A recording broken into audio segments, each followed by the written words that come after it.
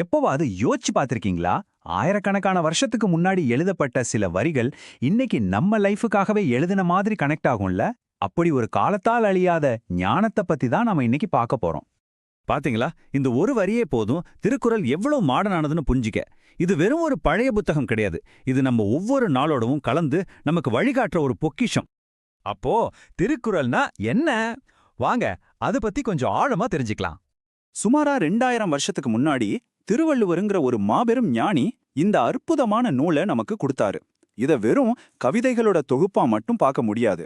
இது ஒவ்வொரு மனுஷனும் எப்படி ஒரு முழுமையான நெறி தவறாத வாழ்க்கைய வாழணும்னு சொல்ற ஒரு கம்ப்ளீட் கைடு. ஆனா இங்க ஒரு ஆச்சரியமான விஷயம் என்னன்னா, இவ்ளோ பெரிய படைப்பை கொடுத்த திருவள்ளுவரை பத்தி நமக்கு அதிகமா எதுவும் தெரியாது. அவர் யாரு, என்ன மதம், இந்த கேள்விகளுக்கு இன்னைக்கு வரைக்கும் தெளிவான பதில் இல்ல. சொல்லப்போனா இந்த மர்மம் கூட திருக்குறள் மேல நமக்கு இருக்கிற ஆர்வத்தை இன்னும் அதிகமாக்குது. இந்த நூலோட அமைப்பு இருக்கே, அதுவே ஒரு பிரம்மாண்டம். மொத்தம் 1330 குறள்கள், 10 குறள்களா, 133 அதிகாரங்களா, எவ்வளவு அழகா பிரிச்சிருக்காங்க பாருங்க. இந்த 133 அதிகாரங்களையும் 3 பெரிய பிரிவுகளா பிரிச்சிருக்காங்க. அறம், பொருள், அப்புறம் இன்பம்.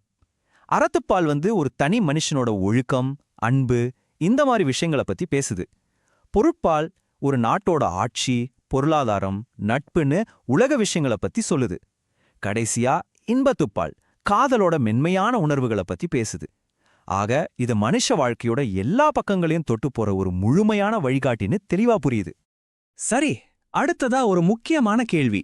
2000 வருஷம் ஆகியும் திருக்குறள் ஏன் இன்னைக்கும் உலகத்துல இருக்கிற மக்கள் மனசுல ஒரு தனி இடத்துல இருக்கு? அதோட அந்த டைம்லெஸ் புகழுக்கு என்ன காரணம்னு பார்க்கலாமா? திருக்குறளோட மிகப்பெரிய அழகே அதோட வடிவம்தான். ஒவ்வொரு குறளும் வெறும் 2 அடி 7 வார்த்தைகள். முதல் வரியில 4, 2வது வரியில 3. ஆனா அந்த 7 வார்த்தைக்குள்ள ஒரு பெரிய தத்துவத்தையும் அடக்கி வச்சிருப்பாரு. சுருங்க சொல்லி விளங்க வைக்கிறதுக்கு இது ஒரு பெஸ்ட் எக்ஸாம்பிள். திருக்குறளோட மிகப்பெரிய பலமே அது எந்த மதத்தையும் சார்ந்தில்லாததுதான்.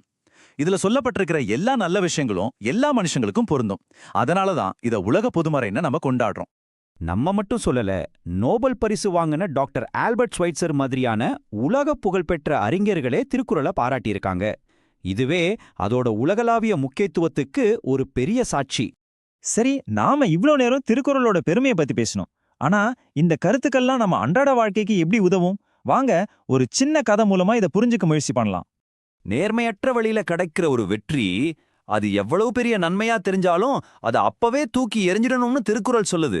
இந்த ஆழமான கருத்தை விளக்குற ஒரு குட்டி கதைக்குள்ள போகலாம் வாங்க. ஒரு ஸ்கூல்ல ஒரு பெரிய டிராயிங் காம்படிஷன் நடக்குது. பரிசு என்ன தெரியுமா? ரவி ரொம்ப நாளா ஆசைப்பட்ட ஒரு புது சைக்கிள். ரவி நல்லாவே வரைவான். ஆனாலும் அவனோட ஃப்ரெண்ட்ஸ் டேய், ஜட்ஜில ஒருத்தர் நம்ம தூரத்தை சொந்தக்காரர் தானே, அவர்கிட்ட ஒரு வார்த்தை சொன்னா பரிசு உனக்கு தானே ஆசை காட்டுறாங்க. ரவியோட மனசுல ஒரு சின்ன குழப்பம். அந்த ராத்திரி முழுக்க யோசிச்ச ரவி மறுநாள் காலையில ஒரு தெளிவான முடிவுக்கு வர்றான். வேண்டாம், என் திறமைக்கு என்ன கிடைக்குதோ அது போதும். குறுக்கு வழியில ஜெயிக்கிற வெற்றி எனக்கு வேண்டான்னு முடிவு பண்றான். போட்டியோட ரிசல்ட் வருது. ரவிக்கு 2வது பரிசு தான் கிடைச்சது. அந்த சைக்கிள் வேற ஒருத்தருக்கு போயிடுச்சு. அப்போ அவங்க அப்பா பக்கத்துல சொன்னாரு, சைக்கிள் போனா என்னடா, நீ நேர்மையில ஜெயிச்சிட்ட. இந்த மனநிலை தான் திருக்குறள் நமக்கு கத்துக் கொடுக்கிற பாடம். அதாவது, நன்றே தரினும் நடுவிகந்தாமாக்கத்தை அன்றே ஒழிய விடல். ஒரு விஷயம் நமக்கு நல்லது கொடுக்குன்னு தெரிஞ்சாலும் அது நேர்மையான வழியில வரதானா அதை அப்பவே விட்டுறணும். இதுதான் ரவி கத்துக்கிட்ட பாடம். இந்த ரவியோட கதை மாதிரிதான் திருக்குறள் நம்மளோட ஒவ்வொரு சின்ன சின்ன முடிவுகளுக்கும் கூட எப்படி வழிகாட்டுதுன்னு இப்ப நம்ம தொகுத்து பார்க்கலாம். இது வெறும் ஒரு நூல் மட்டும் இல்லைங்க, நம்ம வாழ்க்கைய வழிநடத்துற ஒரு திசைகாட்டி. திருக்குறளை நம்ம வாழ்க்கையோட ஒரு பகுதியாக்கிக்கிட்டா அது நமக்கு சரியான வழியை காட்டும். நம்ம உணர்ச்சிகளை சரியா புரிஞ்சுக்க உதவும். நம்ம அறிவை வளர்க்கும். மொத்தத்துல நம்மளோட பர்சனல் வளர்ச்சிக்கும் மன அமைதிக்கும் இது ஒரு முழுமையான வழிகாட்டி. கடைசியா ஒரே ஒரு கேள்வி. இவ்வளவு வேகமா மாறிக்கிட்டு வர்ற இந்த டெக்னாலஜி உலகத்துல 2000 வருஷம் பழைய ஒரு நூல்ல இருந்து நம்ம என்ன கட்டுக்க முடியும்? ஒருவேளை உண்மையான ஞானத்துக்கு காலமே கிடையாதுங்கிறது தான் பதிலா இருக்குமோ? இத பத்தி நீங்க என்ன நினைக்கிறீங்க?